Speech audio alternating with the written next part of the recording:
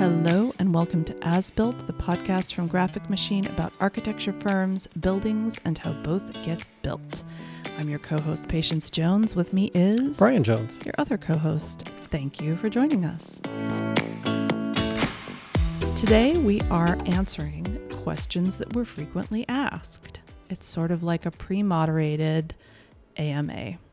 If you use Reddit. If you don't, that means ask me anything. And while we don't have a live ask me anything yet, we have compiled a list of the questions that we are most frequently asked by really everyone. Yeah. I mean, spanning all industries and all different levels of leadership. Yep. So the first question, these are not necessarily in order of what gets asked most. What social media channels does my firm need to be on? Because there are a bajillion. Yeah.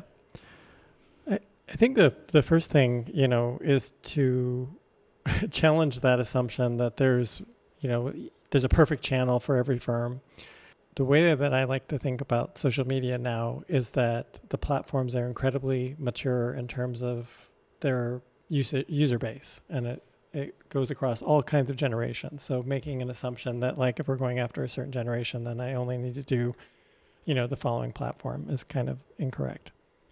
But thinking about it as times of day, what context people are in when they're consuming on that platform. So a more business-minded person during the day is going to be on LinkedIn, but that same person after hours might be on TikTok. So thinking about when you want to reach people and the messaging that you have to share may impact some of that choice. That said, there's trying to force fit because you're the most comfortable on a particular platform with your firm or your line is maybe not the right strategy either. So it's a little bit of a dodge in terms of answering the specific platforms, but I would say... That's the point though, yeah? Yeah. And, think about what you're up to. So if you're trying to talk about your firm's practice, go towards the platforms that will allow you to tell the story in an effective way. And a lot of them have different kinds of tools and formats that are good for that. But that's kind of the guidance that I would have on that front. I think that's right. I mean, it's like if somebody came to you with a toolkit and said, which tool should I use? Do I need the Phillips head screwdriver? Do I need a hammer? Do I need pliers? The first question you would ask is, well, what are you trying to build? And I think that's the point to this is what are you trying to do with your social media? And that is the one thing I would say, to think about the amount of bandwidth that you have and figure out how many channels you can reasonably manage under that timeline. What I wouldn't recommend doing is just cross-posting, same message, same creative across 4 or 5 platforms, because they are different and they do need specialized content that is for that platform. One, if you're just doing that, your content's never going to get seen anyway. So you're just kind of doing it to do it, and it's not really helping you anyway. But if you can do one platform really well, then do one platform really well. It's kind of the equivalent of taking from that toolkit the hammer and banging in a Phillips head screw. Yep. Because you didn't want to look for the Phillips head screwdriver. So the next one on the list is, do we really have to do social media? And it has to be said with the proper, enunciation. Yeah. Do we really have to do social media? Yeah. Yeah, that. Do we? Yes. And a short answer, yes. Yeah. It is the primary way that people are being discovered at this point. That in combination with AI and search and social, it's the trifecta of discovery. So you don't have a stool without 3 legs, so don't try and put up your marketing effort without the same 3 pillars. Yes. And I think an important question to ask as a follow-up, if you're asking, do we really have to do this? Ask yourself, why don't you want to? Why is it that you don't know how to? Is it that you don't have time? Is it you don't think it produces results? Are you afraid of being judged? Probably a little of all. What are those things? Yep. Talk about those things. And then we find solutions for those things. If it's you're afraid of what's going to be put out by your firm, well, that's pretty simple. You create guidelines and templates, and you only task certain people that you can trust with doing it. You don't think it produces results? That's also easy to disprove. So there really isn't a reason for not doing it that can't have a solution if you want one. Yeah. And the big thing to take away, and this is a little bit of a subset here, but is that we live in an attention economy. So people are giving up their attention to you, and that's the currency that we currently live in. So when you're thinking about a post, is it honoring that attention, or is it really something that people are not going to want to stop and pause and consume? So that's a pretty good litmus test for the creative and the content that you're putting out into the world. It has to have some level of interest in it. And that doesn't mean that you have to put on a dance or anything special. It's that you have to think about how you're communicating and storytelling to people, and that has to lead your effort. It shouldn't just be project post after project post that have no interest outside of your firm, really. So speaking of projects, the next question that we get all the time is, my project is really great. Why didn't it get published? Well, there are only a handful of truly architectural publications that are remaining in print. So if you think about all the architectural practitioners that are out there in the world, your chance of getting published in one of those is slightly less than 1%. Yep. So at any given moment. So banking on that as your strategy is not really a good one from a publicity and promotion standpoint. Now, that didn't answer the question. I realize that. So I'm just setting the diversion. Exactly. That's the backdrop for everything. But so magazines kind of work on a couple of models. One is where they have an incredibly selective editorial bureau that picks out what they feel is the best of projects. They are people at the end of the day, so they may have biases against certain types of work, the way that certain work looks. Then there's a sort of pay-to-play model where the magazine is really concerned about the amount of revenue that it's raising, so that it gives editorial focus and eyeball attention to people who buy the most amount of ads in the publication. So it's not terribly surprising there. And then the kind of platform that the magazines exist on, so either in print or online, may impact too where your piece gets featured. So like maybe they save the really, really top stuff for the print publication, but they're maybe more generous with their attention offerings online. The thing to remember is that the underlying the question, my project is really great, why didn't it get published, is an assumption that the only thing that dictates what gets published is the merit of that project.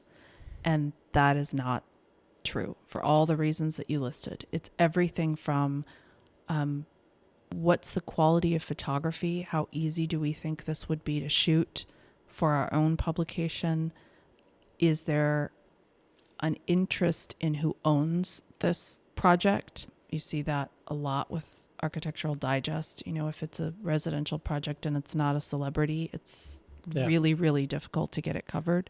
Have we worked with this architecture firm before? Was it a good experience? Was it a bad experience? Even if it was years before you were ever at the firm, where do we see trends going? That's something that publications decide a year and sometimes two in advance. These are the trends that we're seeing. These are the trends that we're looking for. Query whether they're making their own trends by saying that, but they're going to be looking for projects that fit that. They're also going to be looking for projects that feature things or look like they could feature things from advertisers, because the advertisers want to see that. And this is sometimes a little bit, it can diffuse what I often perceive as the red hot fire that drives people to get published, which is, why is this important? And really be honest with that question, because more often than not, and I understand this, it's a validation. And there's nothing wrong with that, and there's nothing wrong with seeking out getting published, but just take a deep breath. If you don't get published, there are other means, and we've already talked about a few of them, to help you gain visibility. Okay, so big one, it's sometimes said with an exasperated voice, I only have so much time in a day. What's the most impactful thing that I can do for marketing? Yes. Everybody wants this. Yeah. Everybody, we call it the easy button question. And this version of the question, what's the most impactful thing I can do, is, I think, a healthier question to ask than what's the one thing I can do for marketing? Because surprise, there isn't one. I think most impactful, it depends on your goals. What are you trying to do? Yeah. Are you trying to bring in new projects in a new vertical? Are you trying to recruit a certain type of staff, at a senior level or mid-level or right out of school? Are you trying to win a really competitive RFP? Are you trying to grow general awareness? What is it that you want to do? I mean, I think that's incredibly important. And I think what I want to unpack a little bit further is that you're saying essentially that you have a goal, but quietly you're also saying you have a strategy to get there. And I want to kind of dispel the myth that there is a silver bullet that solves all your problems. It's a series of levers. You pull them kind of all in concert with one another, and they add up to an outcome. So when you're thinking about that goal and that strategy, what are the things that you can add to that over time that help you reach that goal? So it's never going to be just one thing that you can do that solves all your problems. No, but it can, if you really feel like you only have time to start with something, and that is A-okay. Sure. Then what you start with depends on where you want to end up. And starting with something that requires additional steps to be successful, if those additional steps are extremely time consuming or really costly, is something that you should know before you pick that direction to start in. Great. So being able to have a conversation with someone who can say, okay, this is what this path looks like and costs. This is what this path looks like and costs. This is how long each is going to take. What do you want to do? That is a really good investment of your time. Totally agree. Because otherwise you'll end up wasting it and frustrating yourself. And you know what else is a good investment of time is something that you put in a lot of time working on, which was the book that we just published. Oh, thank you. That was a nice segue. Thank you. I appreciate that. So it's called Publicity for Architects, What Works Now. Yes. Yes. Title matters less than what's inside. So it really is, it's a short book, but it walks you through why all of these things matter, gives you some ideas for where to start, how to start, and I don't know. You should read it. Everyone should read it. That should have been my answer to the question. Jeez. What's the most impactful thing you can do right now? Read my book. That's it. That's the answer. And for a limited time, if you want to pick up a free digital download of that, there'll be a link in the show notes Yes. to sign up for our newsletter, and you'll get a free copy to download and read at your leisure. Yes. Read it. Mark it up. If you have questions, let me know. That's my job. I'm here. And thanks in advance.